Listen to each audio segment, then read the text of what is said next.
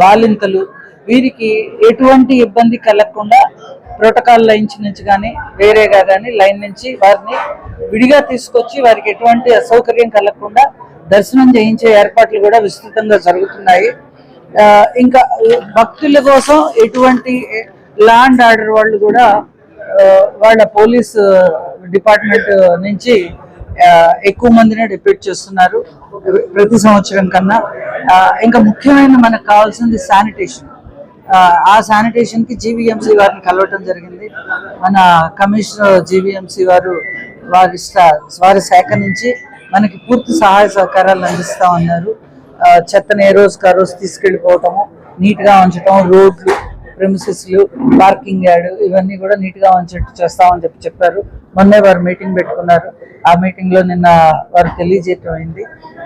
మన మాజీ ఎమ్మెల్సీ నాగేష్ గారు అలాగే మిగతా కూటమి కుటుంబ సభ్యులు అందరూ కలిపి ఏకతాటిపై ఈ అమ్మవారి ఉత్సవాన్ని చాలా ఘనంగా నిర్వహించడానికి కంకణం కట్టుకొని ఎవరి స్థాయిలో వాళ్ళు ఈ టెంపుల్ ఉత్సవానికి కావాల్సినటువంటి ఏర్పాట్ల సహాయ సహకారాలు అందిస్తున్నారు. మనకు వాళ్ళందరికీ కూడా హృదయపూర్వక ధన్యవాదాలు తెలియజేస్తూ ఈరోజు ఈ పండుగను రాష్ట్ర పండుగగా చేయడమే కాకుండా దానికి తగ్గట్టుగానే దానికి దీటుగా ఏర్పాట్లు కూడా చేయడం జరుగుతుంది.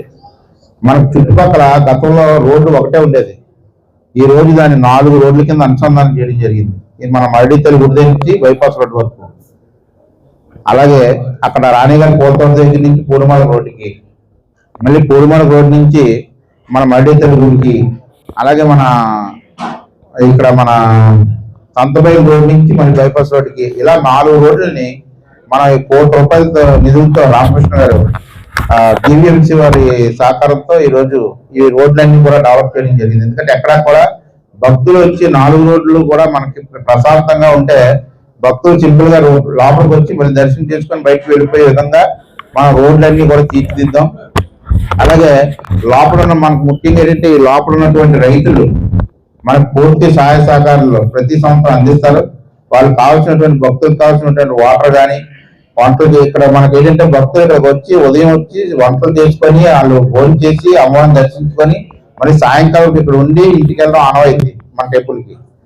ఆ సందర్భంలో చుట్టుపక్కల మనకున్న దేవాలయ ప్రాంగణం అంతమంది భక్తులకి మనం ఆతిథ్యం ఇవ్వలేము కాబట్టి మనకు వనరులు అంత తక్కువగా ఉన్నాయి కాబట్టి చుట్టుపక్కల ఉన్నటువంటి రైతులు, మన గ్రామ పెద్దలు వీళ్ళందరూ సహాయ సహకారాలతో ఈ కార్యక్రమాలన్నీ ప్రతి ఏటా జరుగుతున్నాయి.